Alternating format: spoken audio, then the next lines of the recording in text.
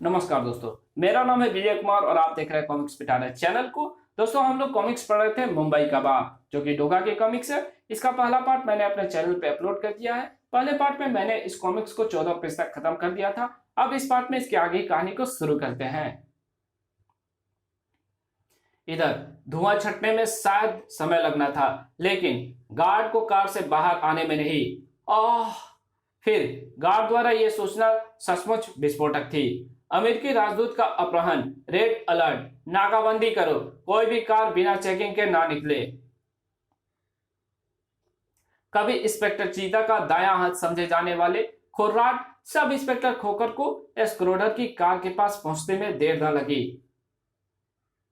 Car को और आसपास की किसी चीज को कोई छुए नहीं। खुर्राट की बात जैसी आंखों में आने से ना बच सका वो चाकू। ये चाकू हमलावरों का है, पर मुझे ऐसा क्यों लग रहा है कि ये चाकू मैंने कहीं किसी के पास देखा है। सर, कुत्ते आ गए। भौ भौ। ये एक ऐसी घटना थी जिसका जबरदस्त रिएक्शन होना था, क्योंकि मामला अमेरिका के राजदूत के अपहरण का था। खोपर ने थाम लिए खोजी एवं जासूस कुत्ते के पट्टे। ये उस दिशा में जाना चाहते हैं। भौ भौ भौ। खोजी कुत्ते हमलावरों की हर उस चीज को ढूंढ निकालने वाले थे जो उसके स्पर्श में आई होगी। ये तो कोई बिना चली गोली है। Sniff sniff. शायद ये हमलावरों की गोलियों की बेल्ट में से निकलकर गिर गई होगी, पर ऐसी गोली, इसका आकार ये जाहिर करता है कि इस गोली को चलाने के लिए एक भारी भरकम गन की जरूरत तो होनी ही चाहिए। खोजी कुत्ते आगे बढ़े और फिर एक और चीज के पास आकर रुक गए। और ये क्या?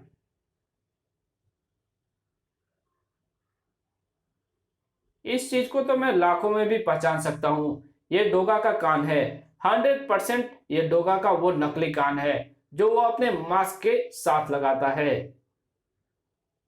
याद आ गया, उस तरह का चाकू मैंने डोगा के घुटनों के पास लगे देखा था। और वो गोली भी डोगा की बुलेट बैट से ही गिरी होगी, क्योंकि वैसी भारी भरकम गन डोगा ही लेकर चलता है। ये तीनों चीजें साबित करती है कि ये अपहरण डोगा ने ही किया है। ये अपहरण डोगा ने ही किया है, जबकि तूने है रामदूत। हाँ, मैंने डोगा का चाकू, उसकी गोली और उसका ईयरफोन घटनास्थल पर स्थापित कर दिए हैं। ये चीजें मैंने उस वक्त उसके शरीर से अलग कर दी थी जब फॉलोअप में डोगा मुझे ढूंढ रहा था। मैंने तभी डोगा को फंसाने की योजना बना ली थी, जिसके लिए मुझे उन सब चीजों की जरूरत पड़ने वाली थी, और अब वही चीजें मेरे काम आई। मैं अल शरीफ नाम के एक आतंकवादी को जानता हूं। कभी मैंने उसके खिलाफ सबूत इकट्ठे कर दिए थे जो उसे आतंकवादी साबित कर देते, पर मैंने उससे पैसा खाकर वो सबूत उसे बेच दिए थे। अब समय आ गया है कि मैं एक बार फिर उससे एक सौदा करूं, इस अमेरिकी का सौदा। मैं यह सौदा उससे 5 करोड़ रुपए में करूंगा, जबकि अमेरिकी सरकार उसे स्क्रोडर की रिहाई का 20 करोड़ हंसकर दे देगी। हम 20 करोड़ तो तुझे मैं भी दे दूंगा रामदूत। कौन? भुक्कन के हाथ में उस आवाज को सुनते ही रिवॉल्वर नजर आने लगा, मगर गोली पहले कहीं और से चली। चुम! आ! रामदूत को सामने खड़ा खड़ा दिखा यमदूत। डोगा तू? हाँ, मैं रामदूत। फुलझड़ी तो तूने बहुत जोर की बनाई थी, पर वह निकली फुस्सी। स्क्रोडर का अपहरण तूने किया और नाम मेरा लगाने की कोशिश की। शायद तुझे नहीं पता था, ऐसा कभी भी नहीं होने वाला था, क्योंकि मेरे पास 3 इक्को की चाल है जो सबसे बड़ी होती है, यानी सब चालों की बाप। तड़ाक!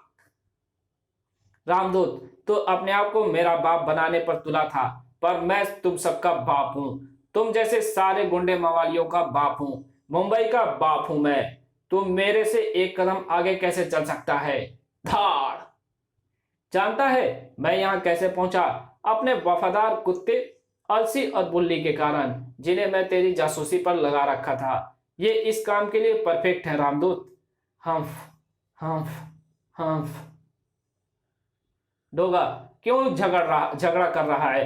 तू भी रिश्वतखोर है, मैं भी। जो पैसा तुझे मिलेगा मिल बांट कर, जो पैसा मुझे मिलेगा मिल बांट कर खा लेंगे। मैं तुम्हें कमाल से ज्यादा दूंगा, तेरी बात का जवाब दूंगा, लेकिन ऐसे। ये गुस्सा उस बात के लिए कि तूने मुझे रिश्वतखोर, बिक गया डोगा, और पता नहीं क्या क्या कहा। ताड़ कार्ड खोलकर सुन ले रामदूत, डोगा बिक सकता है, लेकिन सिर्फ अपने फर्ज के लिए। धार कड़क, लेकिन दुनिया की कोई भी दौलत उसका मोल नहीं लगा सकती। डोगा बिकेगा सिर्फ इंसानियत की दौलत लेकर। पहली बार मैंने तुझे जिंदा छोड़ दिया था क्योंकि तेरा जुर्म इतना बड़ा नहीं था कि मैं तुझे जान से मार डालता। दूसरी बार तेरा गुनाह संगीन है, जब तूने स्क्रोडर का अपहरण करने के लिए ट्रक फूका और हंगामा मचाया। कई घायल हो गए और एक मरा भी। अब तेरा अंजाम सिर्फ मौत होगा, लेकिन उससे पहले मैं तुझे एक आदमी से मिलवाऊंगा जो तुझे बताएगा कि डोगा कैसे बिका। कमाल साहब आ जाइए। कमाल साहब आप? तूने मुझे स्क्रोडर को सीक्रेट मिसाइल डिजाइनों के नक्शे देते हुए देखा, मेरे फोटोग्राफ्स भी लिए, मुझ पर दुश्मन जासूस से मिले होने का आरोप लगाया, मुझे गद्दार कहा। दरअसल देश का गद्दार मैं नहीं, तू है रामदूत। चटाक। आ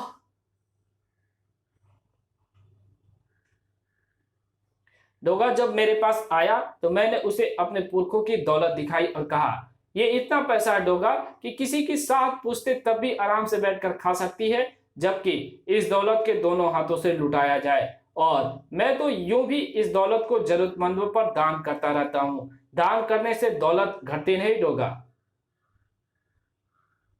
मैंने उसे बताया कि डोगा, किसी के पास इतनी दौलत हो तो उसे देश की सीक्रेट्स बेचकर और दौलत कमाने का लालच क्यों होगा?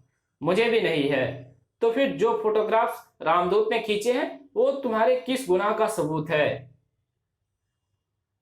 दरअसल डोगा, जो मिसाइल डिजाइन चोरी करके मैंने स्क्रोडर को बेचा है वो हमारी चाल है। मैं तुम्हें सब कुछ समझाता हूं डोगा। देखो डोगा, ये मेरा बेटा है, दुर्भाग्य से अपंग है। इसके इलाज में मैंने रुपया पानी की तरह बहाया है। मुझे रुपये की जरूरत समझकर मेरी इस कमजोरी का लाभ स्क्रोडर ने उठाना चाहा और मुझे अपना एजेंट बनाने की पेशकश की, तब ताकि मैं मिसाइल के सीक्रेट्स नक्शे उन्हें बेचता रहूं। लेकिन मैंने इस बात की सूचना अपने उच्च अधिकारियों को दे दी। मेरे उच्च अधिकारियों को लगा कि अगर मैं विदेशी एजेंट बन जाऊं और उन्हें मिसाइलों के नक्शे सप्लाई करने लगूं तो उन्हें जबरदस्त फायदा हो सकता है। मुझे इस काम के लिए मना लिया गया। मैंने स्क्रोडर को नक्शे बेचने लगा। क्या होता है डोगा कि इस नक्शे में कुछ सच्चे हैं ताकि ग्राहक संतुष्ट रहे, तो कुछ झूठे। दूसरे देश को भ्रम में डालने के लिए हम एक ताकतवर मिसाइल बना रहे हैं, लेकिन तुमने बीच में आकर गड़बड़ कर दी। यह है असली रहस्य डोगा। अगर अब भी तुम मुझे कसूरवार समझते हो तो मुझे गोली मार दो। गोली तो मारूंगा, लेकिन उस रिपोर्ट को जो रामदूत छापने वाला है। कमाल साहब, डोगा आपको यकीन दिलाता है कि आज के बाद कभी रामदूत आपको परेशान नहीं करेगा, लेकिन थोड़ी देर पहले आपने मुझसे कहा था कि आप अपनी दौलत जरूरतमंदों को दान करते रहते हो। डोगा को भी अपनी दौलत के समुद्र में से थोड़े से दान की जरूरत है। मैंने उनसे रिश्वत नहीं ली थी रामदूत, उनसे दान लिया था। धाए आ उसी शाम, भैया मेरे साथ आओ। पर तुम मुझे कहाँ ले जा रही हो? चीता को लेकर मोनिका अदरक चाचा के पास पहुंची थी। अदरक चाचा मेरे साथ आइए। कहाँ ले जाना चाहती है मुझे?